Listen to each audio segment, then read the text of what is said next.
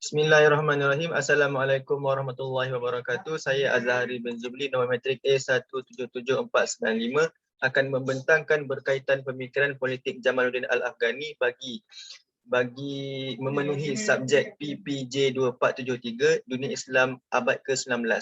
Baiklah, sebagai pengenalan, Jamaluddin Al-Afghani merupakan tokoh Renaissance Muslim pada abad ke-19. Ketika ini keadaan umat Islam berada dalam keadaan kemunduran, maka muncullah tokoh pemikir yang bernama Jamaluddin Al-Afghani sebagai pemangkin semangat umat Islam. Beliau dilahirkan pada tahun 1839 Masihi dan meninggal dunia pada 9 Mac 1897 Masihi. Nama sebenar beliau adalah Muhammad bin Safdar. Dan beliau dikenali sebagai Jamaluddin Al-Afghani. Objektif utama beliau adalah untuk memberi inspirasi dan menganjurkan gerakan PAN Islam untuk menguatkan penentangan umat Islam terhadap perluasan kuasa Eropah, khususnya British di seluruh dunia. Jamaluddin Al-Afghani merupakan ahli falsafah dan aktivis politik Islam yang paling penting pada akhir abad ke-19. Objektif kajian ini terdapat tiga. Yang pertama adalah mengkaji riwayat hidup Jamaluddin Al-Afghani secara naratif atau secara kronologi. Objektif kedua adalah menganalisis pemikiran politik Jamaluddin Al-Afghani, dan ketiga adalah menganalisis kesan dan reaksi hasil daripada pemikiran politik Jamaluddin Al-Afghani. Seterusnya, metodologi yang digunakan dalam kajian ini adalah kajian sejarah dan analisis kandungan. Seterusnya, dapatan kajian. Dapatan kajian yang pertama adalah naratif riwayat hidup Jamaluddin Al-Afghani. Al-Afghani menerima pendidikan awal di Iran dalam bidang teologi dan falsafah Islam. Semasa muda, beliau belajar sains moden dan matematik di India. Beliau menyaksikan sendiri kesan buruk politik dan sosial imperialisme British. Ini menyumbang kepada pandangan beliau bahawa umat Islam perlu bersatu untuk mempertahankan diri. Maka dengan itu, beliau mula memantapkan segala keperluan yang dalam diri bagi memenuhi objektif beliau untuk menentang penjajah. Seterusnya, beliau telah masuki India ketika berumur hampir 18 tahun. Pada bulan Mei 1857, berlaku perang kemerdekaan yang pertama di India. Orang India membuat usaha bersatu untuk menyingkirkan kuasa asing. Maka dengan itu berlakulah pemberontakan di utara India. Oleh hal demikian, Al-Afghani pergi ke Mekah untuk melaksanakan ibadah haji. Al-Afghani keluar daripada India dan pergi ke Mekah. Selepas menunaikan haji, beliau pergi ke Kabul, Afghanistan. Ketika di Kabul, beliau disambut oleh pemerintah Afghanistan, iaitu Dos Muhammad, yang menganugerahkan kepadanya kedudukan yang tinggi dalam pemerintahan. Selepas beliau meninggalkan Kabul, beliau pergi semula ke Hijaz untuk menunaikan haji. Pada tahun 1869, apabila beliau memasuki India untuk kali kedua, beliau telah diterima dengan hormat oleh kerajaan. Tetapi dia tidak dibenarkan bertemu dengan pemimpin India kecuali di bawah penguasaan ketat kerajaan India. Hal ini kerana ketika itu kerajaan India di bawah penguasaan kuasa asing, iaitu British. Kerajaan asing yang mempunyai rasa tidak puas hati terhadap pergolakan negara pada tahun 1897 takut dengan idea progresif revolusi Jamaluddin Al-Afghani dan beberapa revolusi yang lain. Oleh hal demikian, Jamaluddin telah dihantar ke Mesir dan beliau tiba di Kahirah, dan di situ beliau bertemu dengan profesor dan pelajar-pelajar di Al-Azhar. Beliau telah mempengaruhi Jamaluddin, dan Jamaluddin juga telah mempengaruhi profesor dan pelajar-pelajar di Al-Azhar.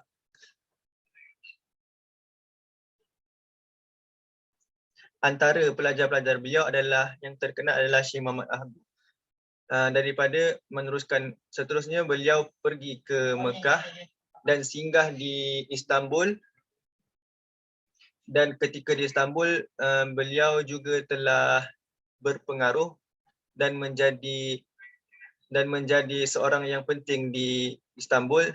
Maka daripada itu, cerdik pandai iaitu Syekhul Islam yang cemburu dengan popularitinya menimbulkan bantahan terhadap bahagian tertentu dalam ucapannya.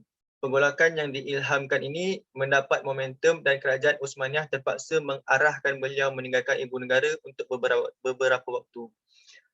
Oleh itu, beliau pergi ke Kairah semula untuk kali kedua pada Mac 1871 Masihi. Al-Afghani menetap di Mesir pada tahun 1871 dan ketika itulah beliau menjadi guru kepada beberapa orang pemuda yang mana akan menyambung perjuangan beliau. Di Mesir, Al-Afghani mengajar ideologinya, menyebarkan ideologinya untuk menyatukan umat Islam. Ini menyebabkan pandangan politik beliau menarik perhatian pihak berkuasa Mesir juga ketika itu di bawah penguasaan British dan mereka mengusirnya daripada negara itu pada tahun 1878 Masihi. British yang mempunyai banyak pengaruh politik di Mesir pada masa itu mendapati hal ini bahaya untuk dasar pecah dan perintah mereka. Jadi British telah menghasut ahli teologi ortodok justru menimbulkan pergolakan terhadap Jamaluddin Al-Afghani, maka Al-Afghani telah diusir dari Mesir dan seterusnya Al-Afghani pergi ke Hyderabad, India. Dalam tempoh ini, pemberontakan nasionalis meletus di Mesir pada tahun 1882 Masihi dan Al-Afghani disyaki turut terlibat. Dia telah dipanggil ke Kalkutta oleh kerajaan India dan dimasukkan ke dalam penjara di sana. Bagaimanapun, dia dibebaskan apabila perjuangan nasionalis di Mesir telah reda. Seterusnya, Al-Afghani meninggalkan India dan tiba di London. Setelah beberapa hari di London, beliau meneruskan perjalanan ke Paris.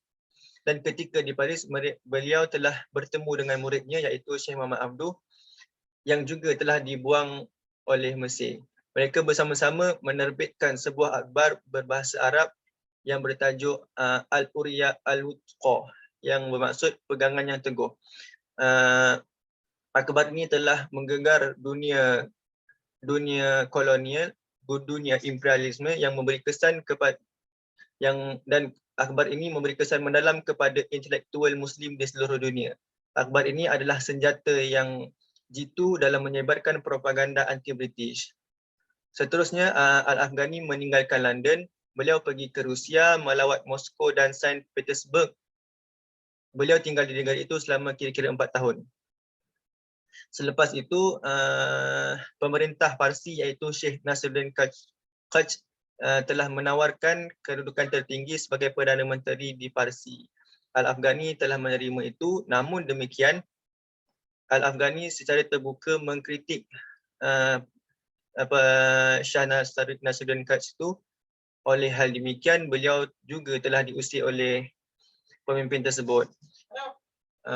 Seterusnya, Jamaluddin Al-Afghani setelah diusir daripada Parsi telah pergi ke Eropah dan tiba di London pada tahun 1891 Masihi dan pada 1892 Masihi beliau meneruskan perjalanan ke Istanbul. Beliau disambut mesra oleh Khalifah Uthmaniyah ketika itu iaitu Sultan Hamid II.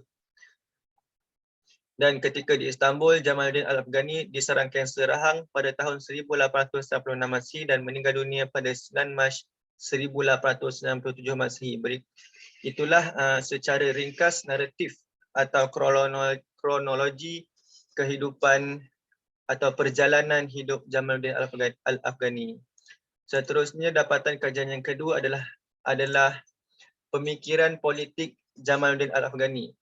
Pertama adalah pemikiran politik Jamaluddin Al-Afghani paling utama adalah yang paling di-highlightkan dan paling diketengahkan adalah mencetuskan gerakan Pan-Islamisme. Gerakan Pan-Islamisme ini mempunyai tujuan untuk menyatukan seluruh umat Islam di dunia berdasarkan persamaan dan solidariti akidah dalam rangka membangun persatuan Islam. Selain itu, gerakan ini juga mensyaratkan sebuah kesatuan politik yang menghimpun seluruh pemimpin negeri-negeri Islam dengan kedudukan sama rata. Perjuangan yang beliau lakukan bertujuan untuk membangun sistem politik berdasarkan persaudaraan Islam. Selain itu, Pemikiran politik Jamaluddin Al-Afghani ini juga mengadakan tentangan terhadap penjajahan Barat dan sistem pemerintahan nepotisme di negeri-negeri Islam sendiri. Seterusnya, pemikiran politik beliau turut menyokong idea mewujudkan semangat kebangsaan, jinsiah dan cintakan tanah air yang merdeka, wataniyah dalam kalangan umat Islam. Dan akhir sekali, pemikiran politik Jamaluddin Al-Afghani adalah pemikiran dan gerakan untuk menyesuaikan pemahaman agama Islam dengan perkembangan baru yang ditimbulkan oleh pengetahuan dan teknologi moden. Berikut adalah pemikiran politik Jamaluddin Al-Afghani, antara pemikiran politik beliau. Seterusnya, beralih kepada dapatan kajian yang terakhir adalah reaksi dan kesan daripada gerakan pemikiran politik Jamaluddin Al-Afghani. Yang pertama adalah kebanyakan pemerintah tidak menggemari diri Al-Afghani kerana sikap beliau yang begitu kritikal terhadap mereka. Kemunculan itu lebih membentuk dan mewujudkan perasaan kemarahan dalam kalangan pemerintah-pemerintah kerajaan akibat kritikan yang bertalu-talu. Hal ini dapat dilihat ketika Jamaluddin Al-Afghani di Turki, di Istanbul, beliau telah mengkritik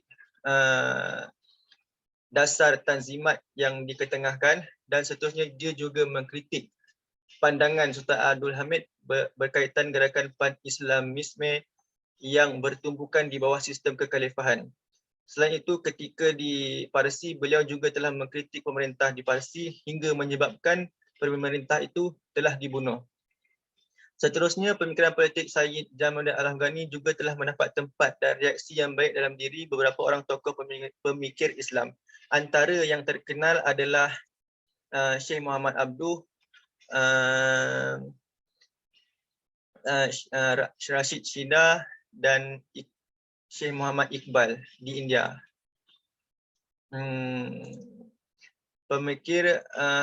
Seterusnya, pemikiran politik Sayyid Jamaluddin Al-Afghani membangkitkan semangat cerdik pandai Muslim di seluruh dunia.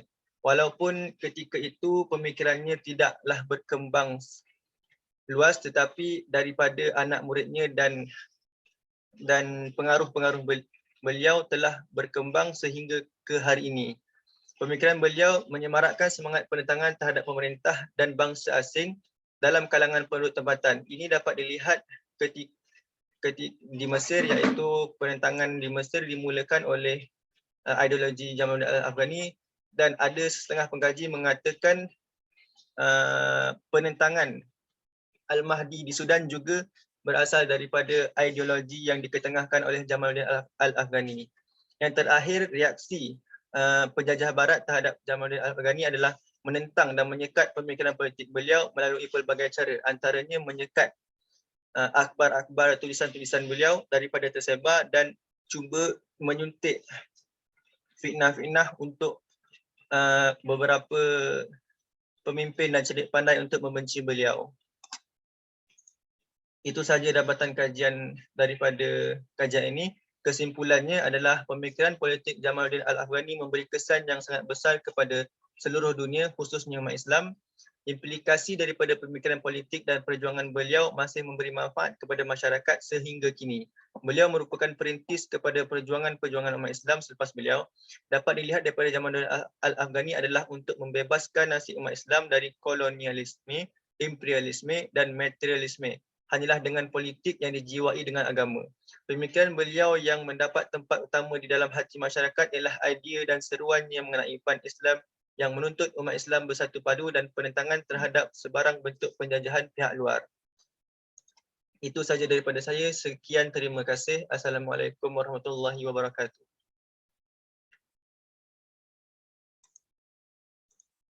Cak stop.